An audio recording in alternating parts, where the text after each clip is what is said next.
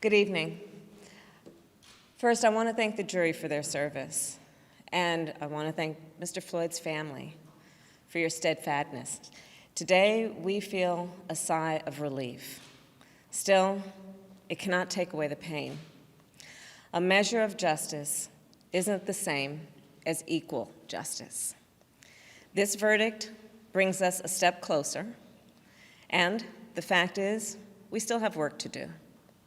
We still must reform the system. Last summer, together with Senator Cory Booker and Representative Karen Bass, I introduced the George Floyd Justice and Policing Act.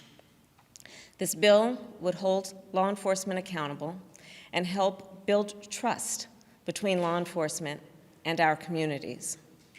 This bill is part of George Floyd's legacy. The President and I will continue to urge the Senate to pass this legislation, not as a panacea for every problem, but as a start. This work is long overdue. America has a long history of systemic racism. Black Americans, and Black men in particular, have been treated throughout the course of our history as less than human. Black men are fathers and brothers and sons and uncles and grandfathers and friends and neighbors. Their lives must be valued in our education system, in our healthcare system, in our housing system, in our economic system, in our criminal justice system, in our nation. Full stop.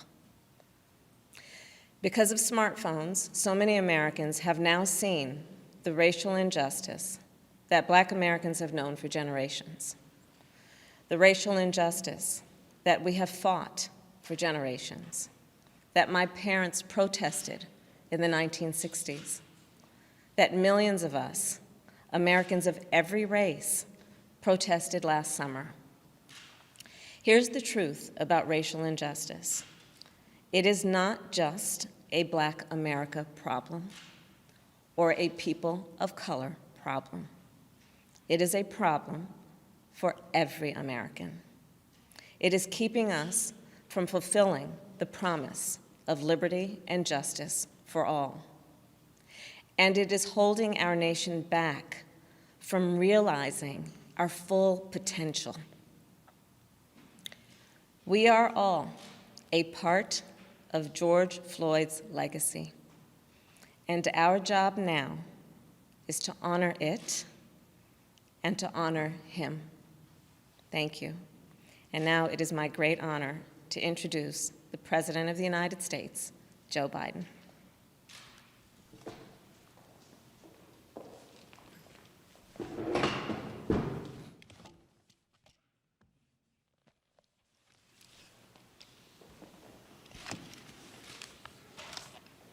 Today, a jury in Minnesota found former Minneapolis police officer Derek Chauvin guilty on all counts in the murder of George Floyd last May.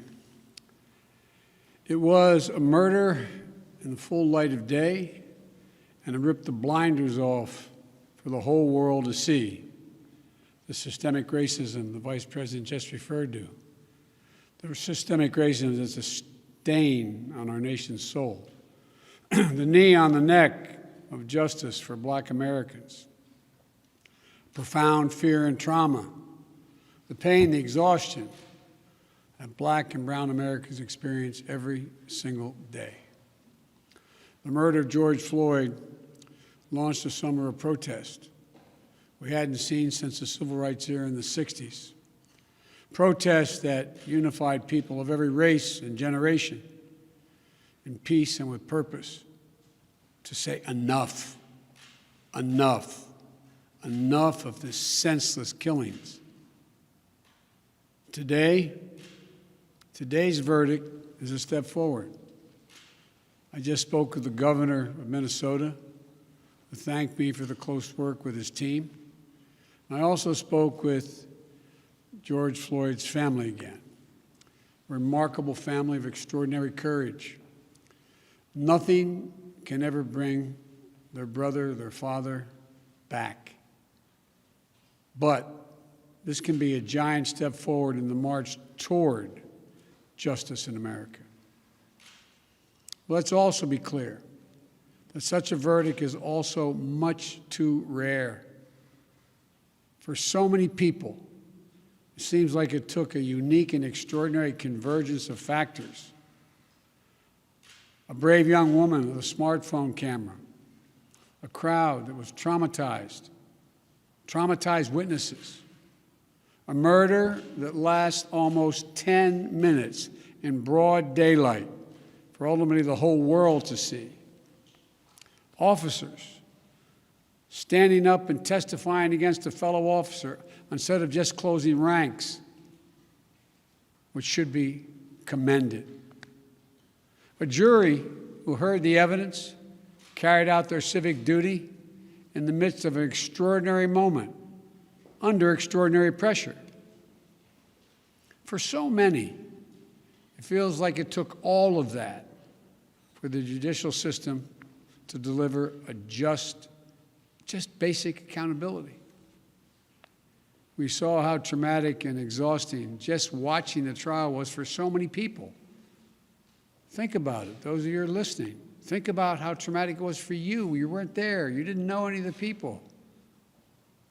But it was difficult, especially for the witnesses who had to relive that day. It's a trauma. On top of the fear so many people of color live with every day when they go to sleep at night and pray for the safety of themselves and their loved ones. Again, as we saw in this trial from the fellow police officers who testified, most men and women who wear the badge serve their communities honorably. But those few who fail to meet that standard must be held accountable, and they were today. One was. No one should be above the law. And today's verdict sends that message. But it's not enough. We can't stop here. In order to deliver real change and reform, we can and we must do more to reduce the likelihood that tragedies like this will ever happen and occur again. To ensure that black and brown people, or anyone, so they don't fear the interactions with law enforcement, that they don't have to wake up knowing that they can lose their very life in the course of just living their life. They don't have to worry about whether their sons or daughters will come home after a grocery store run, or just walking down the street, or driving their car, or playing in the park, or just sleeping at home. And this takes acknowledging and confronting head-on systemic racism and the racial disparities that exist in policing and in our criminal justice system more broadly. You know, state and local government and law enforcement needs to step up, but so does the federal government. That's why I've appointed the leadership of the Justice Department that I have, that is fully committed to restoring trust between law enforcement and the community they are sworn to serve and protect. I have complete confidence in the Attorney General, General Garland's leadership and commitment. I've also nominated two key Justice Department nominees, Vanita Gupta and Kristen Clark, who are eminently qualified, highly respected lawyers who have spent their entire careers fighting to advance racial equity and justice. Vanita and Kristen have the experience and the skill necessary to advance our administration's priorities to root out unconstitutional policing and reform our criminal justice system, and they deserve to be confirmed. We also need Congress to act. George Floyd was murdered almost a year ago. There's meaningful police reform legislation in his name. You just heard the Vice President speak of it. She helped write it. Legislation to tackle systemic misconduct in police departments, to restore trust between law enforcement and the people they're entrusted to serve and protect. but it shouldn't take a whole year to get this done. In my conversations with the Floyd family, I spoke to them again today, I assured them we're going to continue to fight for the passage of the George Floyd Justice and Policing Act so I can sign it into law as quickly as possible. There's more to do. Finally, it's the work we do every day to change hearts and minds as well as laws and policies. That's the work we have to do. Only then will full justice and full equality be delivered to all Americans. And that's what I just discussed with the Floyd family. The guilty verdict does not bring back George. But through the family's pain, they're finding purpose. So George's legacy will not be just about his death, but about what we must do in his memory. I also spoke to Gianna, George's young daughter, again. When I met her last year, I've said this before, at George's funeral, I told her how brave I thought she was. And I sort of knelt down to hold her hand. I said, Daddy's looking down on you. He's so proud. She said to me then, I'll never forget it, Daddy changed the world. Well, I told her this afternoon, Daddy did change the world. Let that be his legacy, a legacy of peace, not violence, of justice. Peaceful expression of that legacy are inevitable and appropriate, but violent protest is not. And there are those who will seek to exploit the raw emotions of the moment, agitators and extremists who have no interest in social justice, who seek to carry out violence, destroy property, fan the flames of hate and division, who will do everything in their power to stop this country's march toward racial justice. We can't let them succeed. This is a time for this country to come together, to unite as Americans. There can never be any safe harbor for hate in America. I've said it many times. The battle for soul of this nation has been a constant push and pull for more than 240 years. A tug of war between the American ideal that we're all created equal and the harsh reality that racism has long torn us apart. At our best, the American ideal wins out.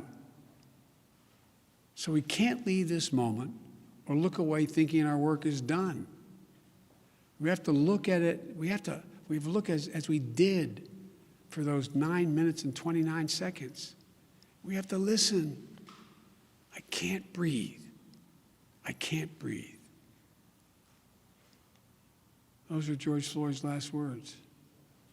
We can't let those words die with him. We have to keep hearing those words. We must not turn away. We can't turn away. We have a chance to begin to change the trajectory in this country. It's my hope and prayer that we live up to the legacy.